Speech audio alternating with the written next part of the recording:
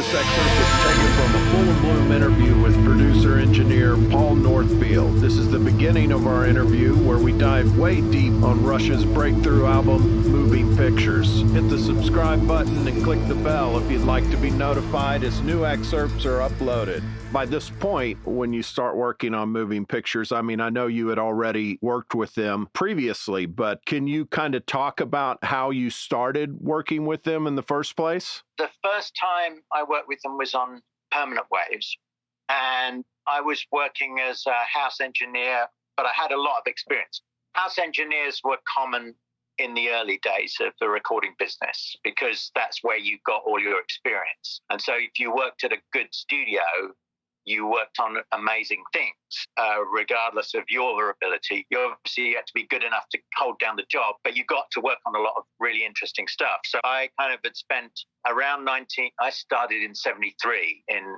Advision in London, which was one of the technically kind of most advanced studios in London. And they were doing things like Yes, Emerson, Lake and Palmer, a lot of that kind of progressive rock primarily. And it was one of the most technically advanced studios, one of the first to have 16-track, 24-track, automation, all of those kinds of things. So I came from that and then ended up working after a brief stint as an independent, which brought me to Canada and the US. I got offered a position at Le Studio, which was a residential studio in Canada, in Quebec, so it's in a French province, but it had a great airport to Europe because it was only 20 minutes away from the international airport, and also kind of driving distance from New York City. The value in all that, if you were working in studios, you would, like the reason we ended up there was that we were doing a band in the US. I was working with the guys from Gentle Giant, Ray and Derek Shulman. They were producing and managing a band. And to record it in the US, we would have spent more money on transportation and hotel rooms if we'd have worked in New York or Los Angeles. So residential recording was really valuable because if you had a place that was well equipped, then you could record and do a great job, and you would save it was the hotels and transport would probably be more money than the cost of the studios. And the studios were very expensive back then. So, cut a long story short, that's what brought me to the studio.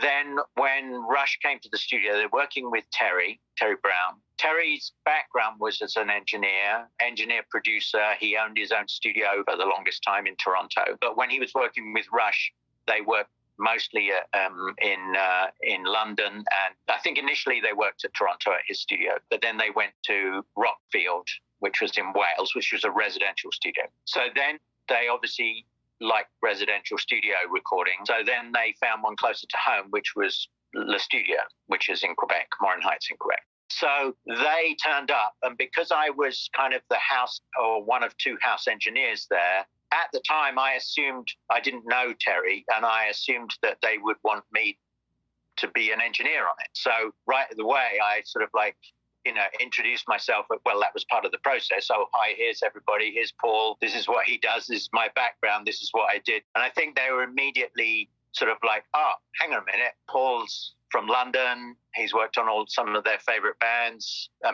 worked with Steve Howe a bunch. They were Yes bands.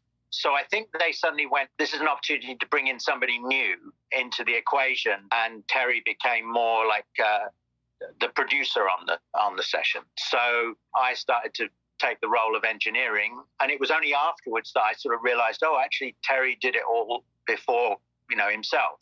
It's always about being in the right place at the right time. They were at a point where they worked with Terry sort of pretty much exclusively. And that's not to say that you didn't work with other engineers alongside Terry, but I think that Terry always was sort of like sitting in the main sort of engineering seat prior to working with me. But, obviously I wasn't doing anything that he didn't agree with. It was just like a different source of input. So I think that's how it all came about. Even though Terry was, I can't remember maybe 5 or 10 years, certainly 5 years, maybe 10 years older than me, I'd already, because I'd come from London, worked on so many different things which is what the recording business used to be like. If you're in a major recording studio, you could work with 100 acts in a year.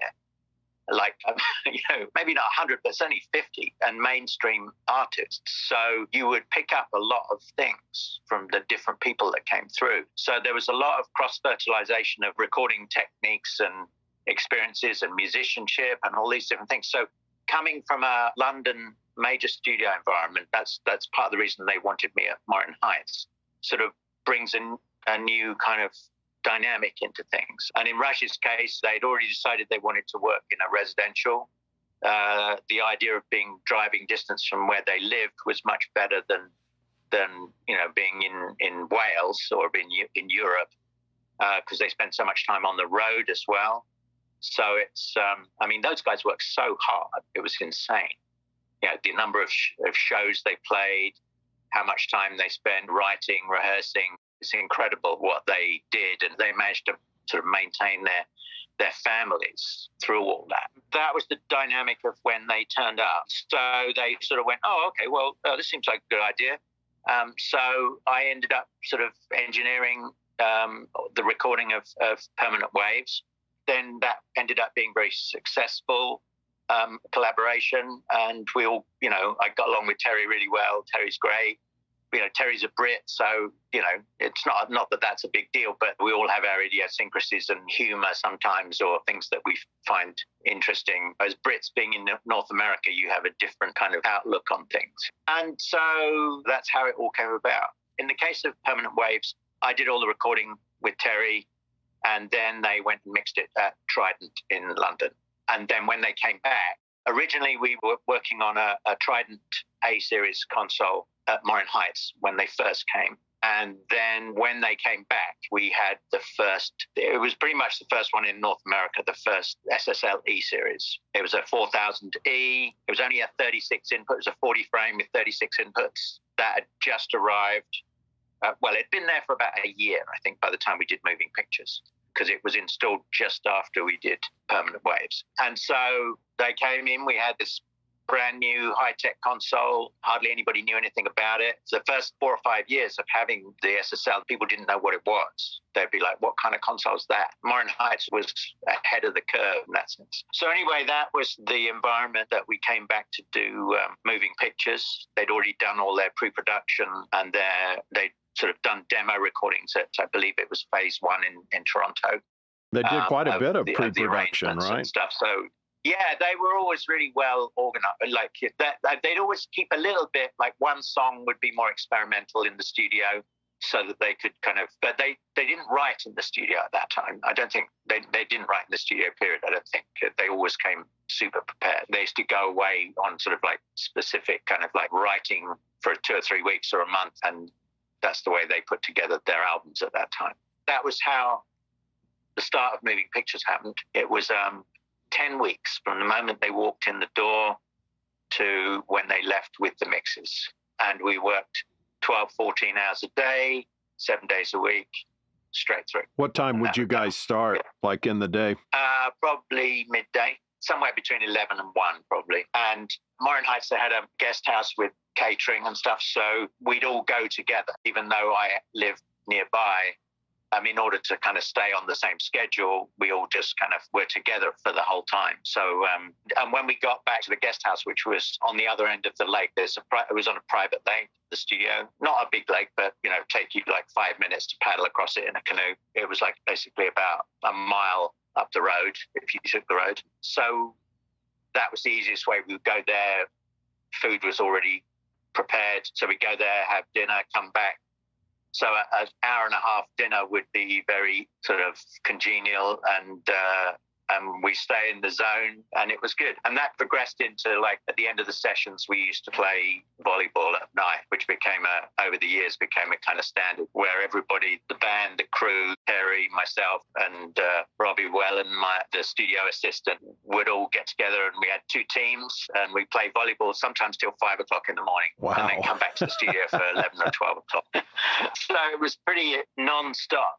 And at the time, there was something special about that album from day one. As soon as it was starting to come together, it was like, wow, this is really extraordinary record. And everybody was kind of at their peak, or like the band had been playing extensively. They'd only recently Well, Permanent Waves was the first album where they decided to start to try and consolidate their 25-minute recordings into 5 minutes and make shorter form progressive rock tracks that said a lot in a short amount of time, rather than like previously, which I think Hemispheres was the previous one, which was extremely long. Like the sides of it were long-sided, long-form tracks and stuff. And so Permanent Waves was the first one where they wanted to consolidate. Apart from a few tracks, there were still long tracks on it. And then Moving Pictures even more so. But I guess the long-form track on, I'm just thinking Moving Pictures, Natural Science was on Permanent Waves. So there wasn't really any really long one on Moving Pictures. There was some like 7 or 8 minute tracks,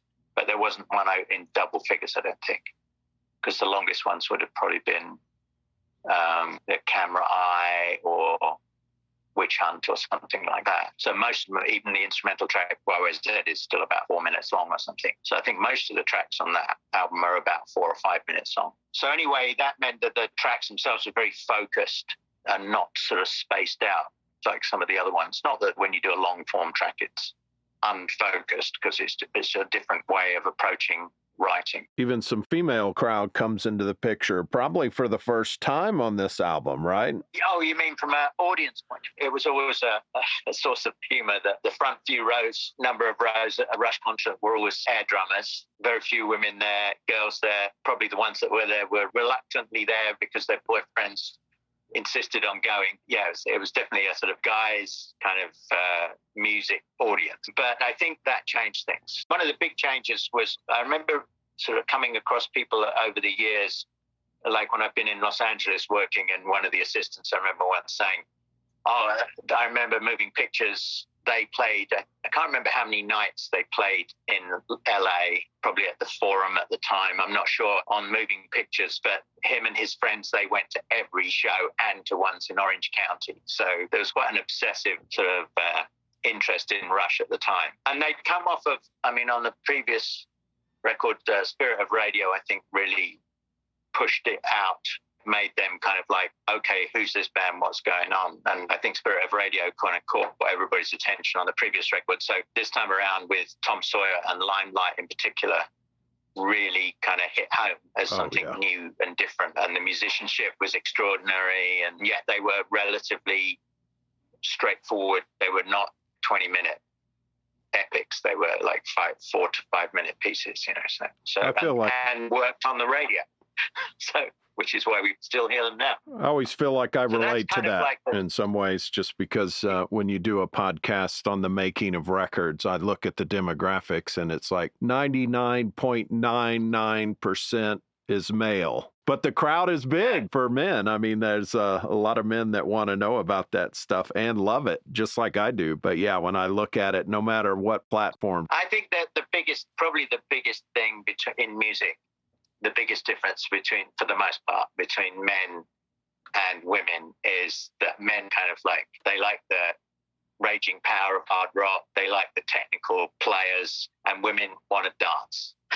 So that sort of breaks because I think most women like music that's either danceable or, you can't make kind of generalization, but I think dancing is actually it. You probably could, because most women are much more interested in dancing than guys. And to the extent that guys do, it's probably because they want to meet women. So that's right.